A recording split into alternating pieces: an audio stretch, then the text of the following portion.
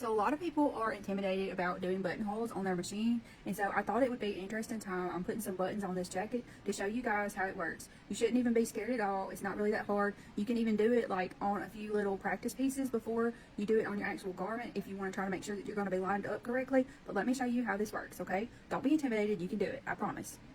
Okay, so you have this little attachment that comes with your machine. I have a Singer and I have a Brother, and both of them are kind of similar.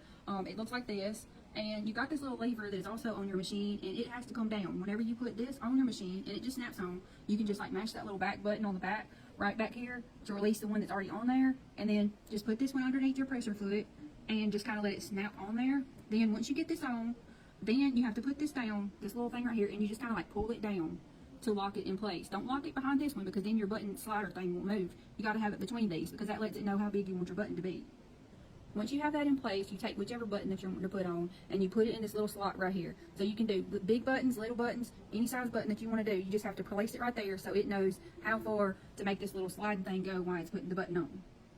Okay, once you figure out where you want your button, this right here is where the bottom hole, right here, this is where the bottom is going to be. And then that little slot between here, I don't know if you can see it or not, hold on. Oh, hold on, wait. That is where your button is going, that's where the hole is going to stop at. So right here is where it's going to start, like the bottom, and it's going to go up until about right there.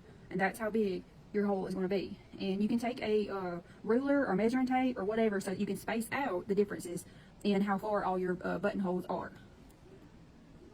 Depending on your machine, this is my Brother, and so in order to get to this option right here, you have to go back, like you have to hit this little button right here. Well, it's asking, let me just do it, hold on.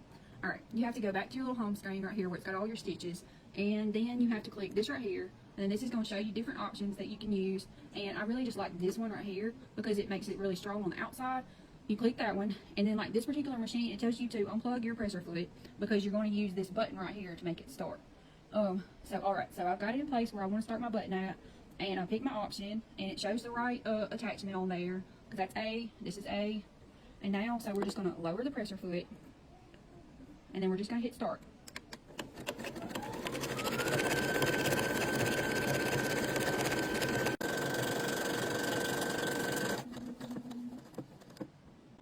And so I put this on like a white piece of fabric, that way that I can show you guys, after you get it out from underneath your machine, you're going to have a little square like this. And so all you want to do is take your seam ripper and then take this little pointy part right here, kind of like stick it in like close to the bottom, but don't get your thread. And then you just want to slightly, not with a bunch of pressure, just slightly guide it down like this. And then once you get close to the end of it, you just take your seam ripper out, and then you have your hole. And so I have made all the mistakes